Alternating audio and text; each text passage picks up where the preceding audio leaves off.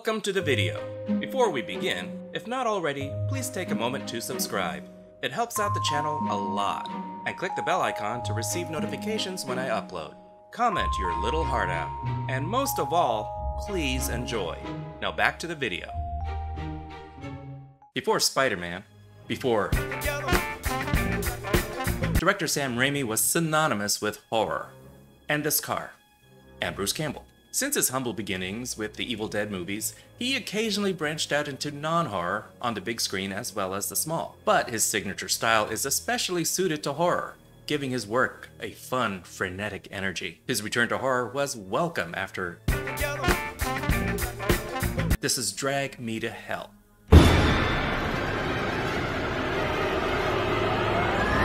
Picture it, 1969, Pasadena.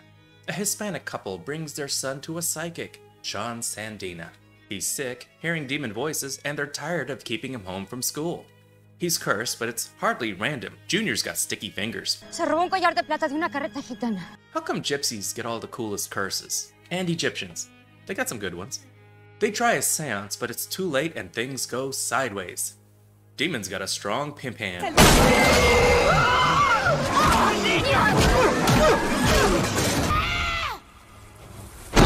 Like a streamer at TwitchCon, the carnage is devastating. We're taking the long way down, okay? So relieved to land on this solid stone floor and not a nice soft hellmouth. Oh wait. The kid is dragged to hell. Hey, I can see you! Throw me a rope or something, lady! By the way, this seance is non-refundable. I think the lesson here is don't steal from gypsies. Nos vamos a encontrar nuevamente. Much later. Picture it, present day. I'm gonna drop that bit. Speaking of hell, Christine Brown, played by Allison Lohman, is a bank loan officer competing with Stu, played by Reggie Lee, for a promotion to loan general. Christine works at a bank so she can give her Mac-using boyfriend expensive gifts. No way! Wow, it's a 1929 Standing Liberty and it's almost fully struck. It's even harder to get ahead when the competition continually sucks up to the boss. Christine, you messed up my order. You got a little something here. If she wants this promotion, she'll have to make hard choices. And there's a quota for putting people out on the street. Will you help me? This is Lorna Raver as Mrs. Garnouche. She's old, creepy, and on her second extension on her mortgage, and in need of a third before her house gets repossessed. We would have to throw her out of her house. Your call.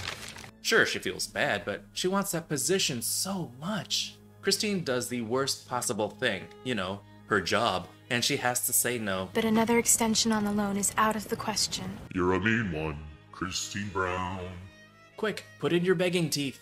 Beg on my mother's grave, I beg. Security! Stop! You shame me. You're the one flying to your knees like Linda Lovelace. You're lucky my chick's here. Mrs. Ganesh. When I get promoted, you can come back and talk to me, Karen.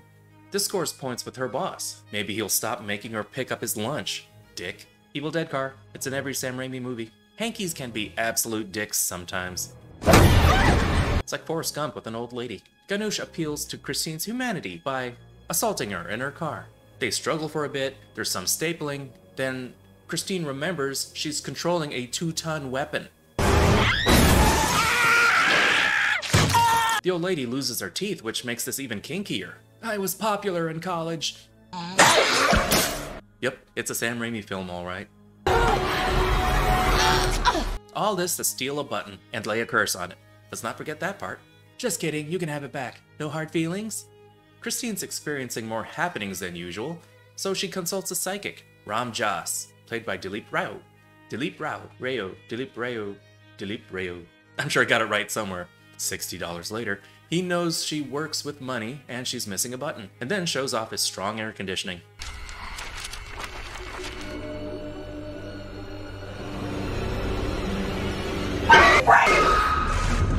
And the big finish? A dark spirit has come upon you. You in danger, girl. Perhaps someone has cursed you. That's from a psychic, so it must be true. But he didn't want the money. He tried to give it back, remember? He sort of tried, but in the end he took it. Even the forces of evil have to cater to American Express. Things get spooky. And then, the ghost of Ike Turner! World Star. You may rethink leaving your windows open at night.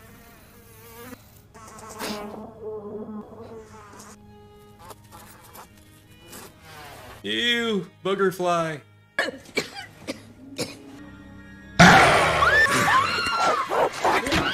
You ever eat an entire box of rice-a-roni right before bed? Don't. I couldn't wake up. You're just hungry. Hey, you want some leftover rice-a-roni? Work is no better with vivid hallucinations and sudden nosebleeds. Safe for another month. All over the boss. Usually the blood is under his heels. Did I get any in my mouth? Oh my god! I feel like you'd know if you did. Christine tries begging Ganush for forgiveness, but she's a little too late. What's the worst thing you can do at a wake? She does it. So the casket fell over, big deal. Her fucking body fell out!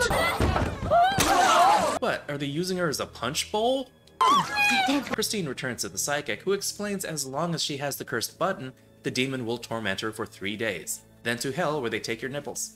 Maybe a sacrifice will satisfy the demon. No way! Look, I'm a vegetarian. I volunteer at the puppy shelter, for Christ's sake. At least he's got a manual with pictures. I'm just glad this wasn't an animal sacrifices for dummies book. That joke was way overused by then. No.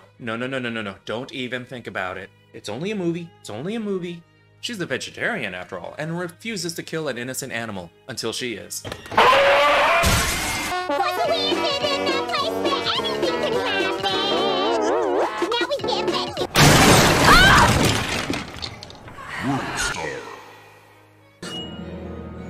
Here, kitty. No. Is it over? Oh god. It's just a movie. It's just a movie. It's just a movie. It's just a movie. It's just a movie. It's just a movie. Okay. Maybe it worked. Christine goes to meet Clay's parents, who don't fully approve of her. But soon they bond over alcoholism. Because my mother's an alcoholic. My father had a drinking problem, and I was always too ashamed to admit it. High five! The love fest is short-lived. Wes Craven's The Cakes Have Eyes. I've heard of watching what you eat, but not that it watches back.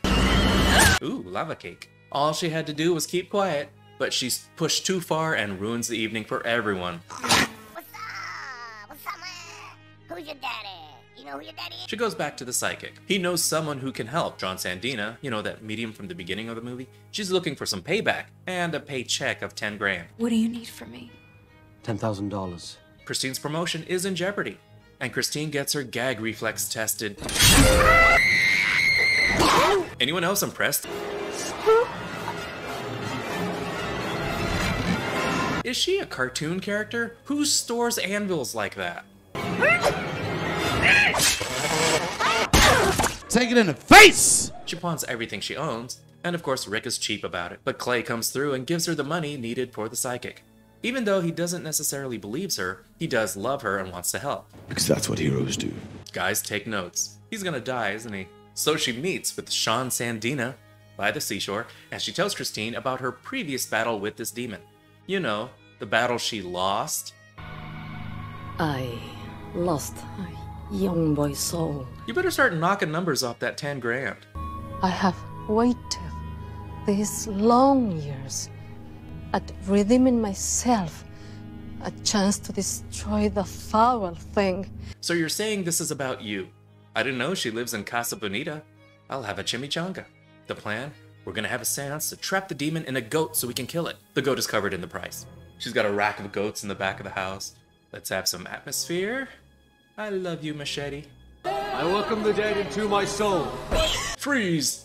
The dead speak, and something is hilarious.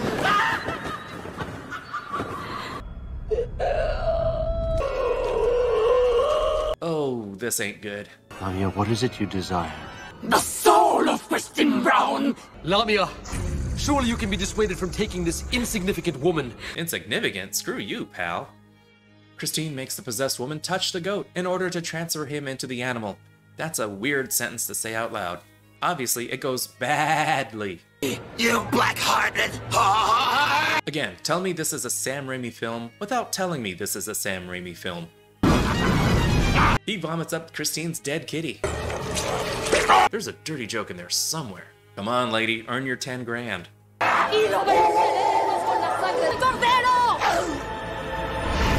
Maybe lead with that next time? That drove the demon away, but the cost is heavy. The battle is won, but not the war. The Lamia cannot be banished by a medium. But I saw her get rid of the thing. No, you saw her drive it from a seance. The goat was never slaughtered. The Lamia will come for the owner of the accursed object. So, what exactly did we pay $10,000 for? The only way Christine can stop the curse is by giving the button to someone else. Hey, want a free button? Keep looking, woman. Because the Lamia will tear the soul out of whoever you give that to. Can I have a few of those? I have a list. Pass it to some rando? The couple? The bitchy waitress? The sick and dying old man? Or the asswipe co-worker who screwed her over? So close, but she reconsiders. Who says the recipient needs to be alive? After getting into a fight with a possessed handkerchief, don't ask, Christine digs up the old lady to make a formal gift. Movies always like to make grave digging look so easy by a single lady at night in the rain in a short amount of time. Not that I would know how much actual effort goes into digging a grave, I've said too much. But giving it away isn't easy. But Christine succeeds. Choke on it, bitch! You know, I should have just extended that loan. Yay, shower. She gets the promotion. Yay, money. And she's going on vacation with Clay. Yay, rail travel. She threw away her old coat. Too bad, because Clay was hanging onto her button for nothing. Say what? His fancy quarter is in the old lady's mouth. You know what that means. The curse is still on, baby. She falls into the train tracks. The good news, demons come to her rescue. You can imagine the bad news.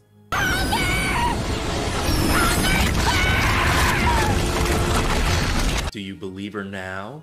And that was Drag Me to Hell. For a change of pace, Sam Raimi wanted this movie to be PG-13, unlike the ultra-violent, gory Evil Dead franchise. You know, something for the whole family. It's more complicated than simple revenge. Look at it from Christine's side. Christine's misfortune originated from her wanting a promotion. Sure, it was her decision to turn down Ganush, but was this worthy of being sent to hell? It really depends on whose side you look at it from. From the old woman losing her home, the big bank is the bad guy. From the banker just doing her job, the old woman is. Sympathy breaks down to who you personally identify with more. But still, overreact much? Even before the curse, the old lady is a mean, violent woman. And Stu is just an obstacle to spur Christine further down her path. To demonstrate to be successful in their world, you kinda have to be a jerk. She tried that and got punished. Every demon-based movie has an expert to give us helpful information and hope. I'm still trying to figure out what Sean Sandina accomplished, other than getting killed. And robbing a woman of $10,000. For a goat they didn't even kill. Camera angles, the strategic slow-mo, it's so distinct, I love it. It's gross. Very gross. Still seem to get a little gross for grossness' sake, just over-the-top grossness. The acting is good, performances are strong, and the ending was so bleak. As soon as I saw both items in the envelopes, I thought, yeah, those are getting swapped at some point. I thought that's where it was going to go, but then the movie lulled me into a false sense of security, then bam, dragged to hell. Fights are classic, like a pro wrestling match with demons. High energy, insane camera moves, rapid-fire editing, distinctly Sam Raimi. And not an emo Parker to be found. Drag Me to Hell is 4 Bs. It's a fun time, suspenseful, funny, and gory, with a delightfully dark ending. It's one of my favorite spooky Halloween movies. Thank you so much for watching. Like, subscribe, comment the bell, you know the usual YouTube stuff. This is theNewBee, and I'll see you later, kids. Toodles! So she meets with Sean Sandy. So she meets with Sean Sandina. So she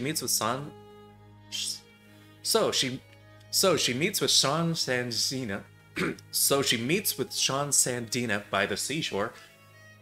So she meets with Sean